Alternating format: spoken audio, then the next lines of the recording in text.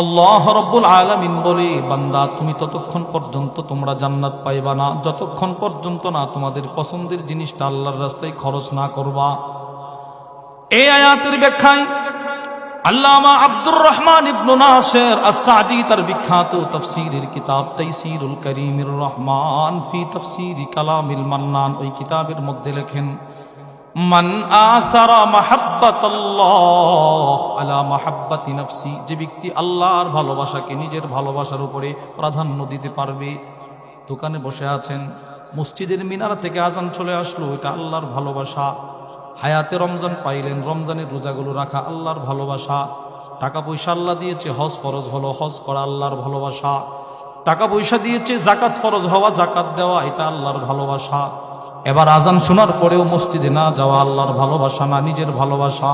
এবার টাকা হওয়ার পরেও হজ না করা আল্লাহর ভালোবাসা না, নিজের ভালোবাসা। জাকাত না দেওয়া আল্লাহর ভালোবাসা না, নিজের ভালোবাসা।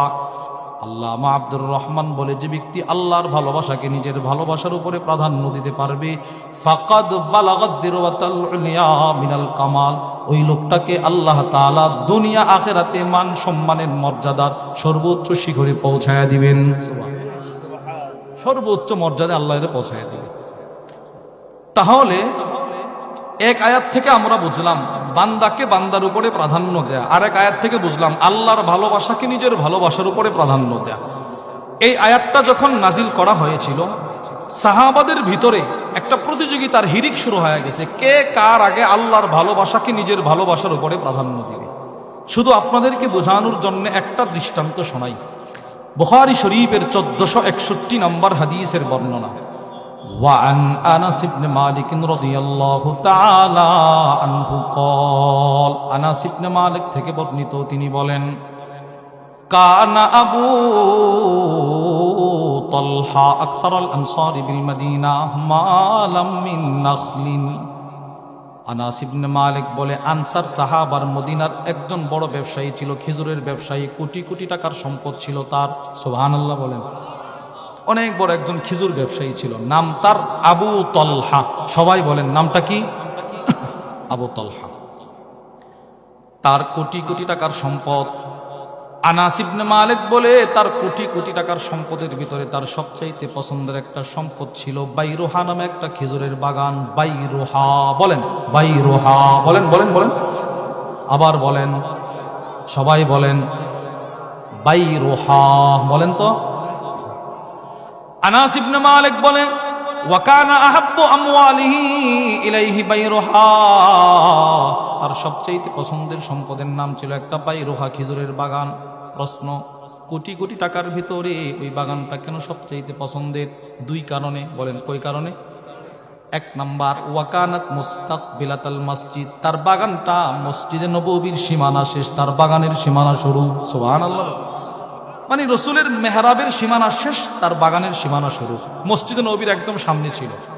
দুই নাম্বার, ওয়াকানা রাসূলুল্লাহি সাল্লাল্লাহু আলাইহি ওয়াসাল্লাম ইয়াদখুলুহা ওয়া ইয়াশরাবু মিম্মা ইন ফিহা তাইয়্যিবিন, নবীজি কখনো কখনো মসজিদে নববীতে নামাজটা পড়ায় দূর দিয়া এই সাহাবীর বাগানে ঢুকে যেতেন। সুবহানাল্লাহ। এই জন্য সাহাবী বলে, পৃথিবী নয় শুধু কুল কায়নাতের সর্বশ্রেষ্ঠ মানুষটা আমার বাগানে বেশি বেশি আসতেন, এই জন্য আমার বাগানটা আমার সমস্ত সম্পদের ভিতরে সবচেয়ে প্রিয়। সুবহানাল্লাহ। কি পরিমাণ দামি মানুষটা এর বাগানে প্রবেশ করছেন। আল্লামা আব্দুল ফাত্তাহ আবু গুদ্দা রাহিমাহুল্লাহ তার বিখ্যাত কিতাব সফহাত মিন সবরিল উলামা আলা শাদাইদিল ইলমি ওয়াত তাহসিল, ওই কিতাবের মধ্যে লেখেন, মা জামা আল্লাহুল খায়রা কুল্লাহু লিআহাদ ইল্লা লিন-নবী সাল্লাল্লাহু আলাইহি ওয়াসাল্লাম। সাত আকাশের যত শ্রেষ্ঠত্ব, সাত জমিনের যত শ্রেষ্ঠত্ব, মিজানের যত শ্রেষ্ঠত্ব, জান্নাতের যত শ্রেষ্ঠত্ব, ফুলসেরাতের যত শ্রেষ্ঠত্ব, পৃথিবীর আগের যত শ্রেষ্ঠত্ব, পৃথিবীর পরের যত শ্রেষ্ঠত্ব, বর্তমান পৃথিবীর যত শ্রেষ্ঠত্ব, সবগুলো একসাথে আল্লাহ তাআলা পৃথিবীর কোন নবীকে দান করে নাই, সবগুলো একমাত্র আমার নবীরে ঢাইলা দান করে দিয়েছে। সব আমার নবীরে দান করছে। এই রসুলের দাম সবচাইতে বেশি। এজন্য সাহাবী বলে, এত শ্রেষ্ঠত্বের অধিকারীর মানুষটা যখন আমার বাগানে ঢুকে, আমার বাগানটা আমার কাছে সর্বশ্রেষ্ঠ হয়ে গেছে। এবার তাহলে আমরা বুঝলাম এই সাহাবীর সম্পদ কম না বেশি? সবাই বলেন কম না বেশি? আচ্ছা, সমস্ত সম্পদের ভিতরে ওনার সবচেয়ে প্রিয় সম্পদের নাম কি ছিল? মাশাআল্লাহ, বলেন বাইরোহা, বলেন বলেন বলেন, সবাই বলেন বাইরোহা। এবার শুনেন, আনাস ইবনে মালিক বলে, ফালাম্মা উনজিলাত হাদিহিল আয়া, এই আয়াতটি যখন নাজিল হলো, লান তানালুল বিররা হাত্তা তুনফিকু মিম্মা তুহিব্বুন, এই আয়াতটা নাজিল হওয়ার পর সাহাবী দৌড়া এই সাহাবী নবীজির দরবারে গেলেন, গিয়ে বলতে লাগলেন, ইয়া রাসূলুল্লাহ, কি আল্লাহ নাকি বলছে পৃথিবীর মধ্যে ওই মানুষটা জান্নাতে যাইতে পারবে যে তার পছন্দের জিনিসটা আল্লাহর রাস্তায় খরচ করবে? বলে, হ্যাঁ আল্লাহ বলছে। তো নবী গো, আপনি ভালো করে জানেন আমার সবচেয়ে পছন্দের বস্তু হলো বাইরোহা বাগান। রসুল কো জানি তো। ওগো আল্লাহর রসুল, আমার বাগানটা দরকার নাই, পরকালে ওই জান্নাতটার বড় দরকার। ওগো রসুল, ওয়া ইন্নাহা সাদাকাতুল লিল্লাহ, জান আমি আমার বাগানটা এই মুহূর্তে আল্লাহর রাস্তায় সদকা করে দিলাম, দিয়ে দিছে। তাহলে আপনারা বলেন তো, এই সাহাবী নিজের পছন্দের বস্তু বাইরোহার উপরে আল্লাহর ভালোবাসাকে প্রাধান্য দিছে কিনা? তাহলে দুইটা আয়াত থেকে আমরা বুঝলাম ইথারের ইঙ্গিত, ইথারের দিক নির্দেশনা উদ্বুদ্ধ আল্লাহ কোরআনেও করছেন। এবার কিছু হাদিস শুনব। এক নম্বর, বুখারীর বর্ণনা, وعن أبي موسى الأشعري رضي الله تعالى عنه قال, আবু মুসা আশআরী রাদিয়াল্লাহু তাআলা আনহু থেকে বর্ণিত, তিনি বলেন, নবীজি একদিন সব সাহাবাদেরকে বসায়া আশআর গোত্রের সাহাবাদের একটা সিফত বর্ণনা করেন। সাহাবাদের ভিতরে একটা গোত্র ছিল আশআর, বলেন বলেন আশআর, বলেন বলেন, সবাই বলেন আশআর, বলেন। এই আশআর গোত্রের সাহাবাদের একটা গুণ সিফত নবীজি বর্ণনা করে। সিফতটা কি? রাসূল বলে, قال النبي صلى الله عليه وسلم إن الأشعريين إذا أرملوا في الغزو, নবীজি বলে আশআর গোত্রের সাহাবারা যখন যুদ্ধের ময়দানে অভাবগ্রস্ত হয়ে পড়ে, যুদ্ধের ময়দানে যখন এদের খাবার শেষ হয়ে যায়, মনে করেন আশআর গোত্রের 50 জন সাহাবী যুদ্ধের ময়দানে যুদ্ধ করতেছে, 45 জনের খাবার শেষ, 5 জনের কাছে অল্প অল্প একটু খাবার আছে। আল্লাহর রাসূল বলে, ওই লোকগুলো এতটাই ভালো, জামাউ মা কানা ইনদাহুম ফি সাওবিন ওয়াহিদ, ওই 5 জনের খাবারটা একটা চাদর বিছায় আবার তারা 5 জন ঢেলে দেওয়ার পর সুম্মাক্তাসামুহু বাইনাহুম ফি ইনাইন ওয়াহিদ বিসসাবিয়্যা, 5 জনের খাবারটা আবার 50 জন বন্টন করে নিয়ে যায়। নবীজি বলে, এরা এতটাই ভালো, এদের 5 জন ইচ্ছে করলে খাবারগুলো খাইতে পারতো, এরা খায় না। এরা একটা চাদরে বিছায় 5 জনের খাবারটা আবার সমান করে 50 জন অল্প অল্প করে হলেও বন্টন করে নিয়ে যায়। এটা ওনাদের সিফত। এবার রসুলের পক্ষ থেকে এদের পুরস্কারটা শুনেন। আল্লাহর রসুল বলে, যেহেতু আশআর গোত্রের ভিতরে এই সিফতটা আছে, সেই তো তোমরা শোনো, ফাহুম মিন্নি ওয়া আনা মিনহুম, তারা আমার আমি তাদের। সুবহানাল্লাহ। বল কি কথাটা বলছে রসুল, দেখছেন? নবীজি বলে, তারা দুনিয়াতেও আমার আমি তাদের, আখিরাতেও তারা আমার আমি তাদের। এই যে পুরস্কারটা রসুল দিলেন, কেন? এদের ভিতরে ইথার ছিল, অন্যকে নিজের উপরে প্রাধান্য দেওয়ার সিফত ছিল। 5 জনের খাবারটা 50 জন বন্টন করে খাইছে। 1 নম্বর হাদিস। 2 নম্বর, বুখারী শরীফের বর্ণনা, وعن أبي هريرة رضي الله تعالى عنه قال, আবু হুরায়রা রাদিয়াল্লাহু তাআলা আনহু থেকে বর্ণিত, তিনি বলেন, قال النبي صلى الله عليه وسلم, নবীজি সাল্লাল্লাহু আলাইহি ওয়াসাল্লাম ইরশাদ করে, তুআমুল ইসনাইন কাফিস সালাসা, আল্লাহর রাসূল বলে, 2 জনের খাবার 3 জনের জন্য যথেষ্ট। সুবহানাল্লাহ। বলেন তো কয়জনের খাবার? সবাই বলেন, জোরে বলেন। এবার কয়জনের জন্য যথেষ্ট? 3 জনের জন্য। 3 জনের খাবার 4 জনের জন্য যথেষ্ট। রাসূল বলেন, এই হাদিসের ব্যাখ্যায় আল্লামা ইবনে বাত্তাল রাহিমাহুল্লাহ তার বিখ্যাত বুখারীর শরহ সহিহুল বুখারী ইবনে বাত্তালের মধ্যে লেখেন, আল মুরাদ বিহাদাল হাদিস আল হাদ্দু আলাল ইথার আলান নাফস, এই হাদিস রাসূল আমাদেরকে শোনানোর দ্বারা উদ্দেশ্য হলো আমরাও যেন একজনকে আরেকজনের উপরে প্রাধান্য দেয়। সুবহানাল্লাহ। বলেন, বান্দা যেন একজন আরেকজনকে প্রাধান্য দেয়।